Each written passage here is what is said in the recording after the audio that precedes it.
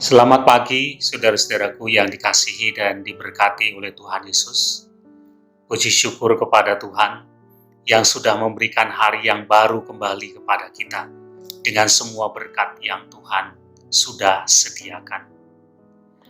Saudara, misalnya, satu kali kita bersalah dan kemudian ada orang yang mengingatkan atau menegur kesalahan kita. Bagaimana respon kita ketika kita diingatkan atau ditegur oleh orang lain? Ada orang yang berterima kasih karena ia ditegur, karena ia diingatkan. Berarti dia diberitahu kekurangannya sehingga dia bisa memperbaiki. Tetapi ada orang yang marah ketika dia diingatkan, ketika dia ditegur kesalahannya. Dia tersinggung, dia merasa dipermalukan, dia merasa ditunjukkan kesalahannya. Atau ada orang yang merasa dirinya tidak bersalah. Aku benar kok. Mungkin karena perbedaan pandangan atau pendapat. Atau ada juga orang yang masa bodoh. Itu urusan saya, terserah saya. Orang lain uruslah dirimu sendiri. Tidak usah ikut campur dengan hidup saya.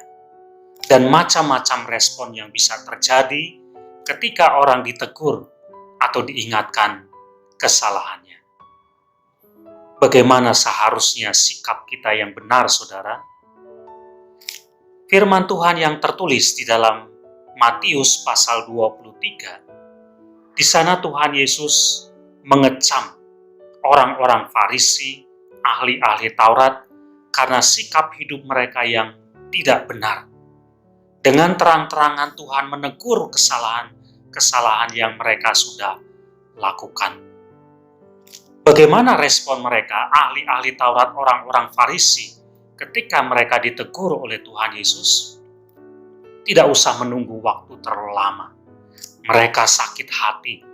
Mereka benci kepada Tuhan Yesus, mencari cara bagaimana menyingkirkan Tuhan Yesus, sampai akhirnya kemudian mereka menghasut orang banyak untuk berteriak, salibkan Yesus, salibkan dia. Inilah yang dilakukan oleh orang-orang Farisi dan ahli Taurat ketika mereka ditegur oleh Tuhan Yesus. Tentu bukan itu sikap kita. Sebaliknya, ketika ada kesalahan kita yang diingatkan, yang ditegur, maka seharusnya kita belajar untuk berterima kasih. Karena berarti dengan demikian, apa yang kurang dalam diri saya ditunjukkan. Dan itu menjadi kesempatan bagi saya untuk memperbaiki diri. Atau paling tidak, teguran orang ini menjadi alat bagi kita untuk introspeksi. Apakah memang saya salah? Adakah sesuatu yang salah? Jangan kita menjadi marah ketika ada orang menegur atau mengingatkan kesalahan kita. Bukankah itu sebetulnya justru untuk kebaikan diri kita sendiri? Belajar untuk tetap merendah, belajar untuk tetap memeriksa kehidupan kita, supaya kehidupan kita benar di hadapan Tuhan. Amin.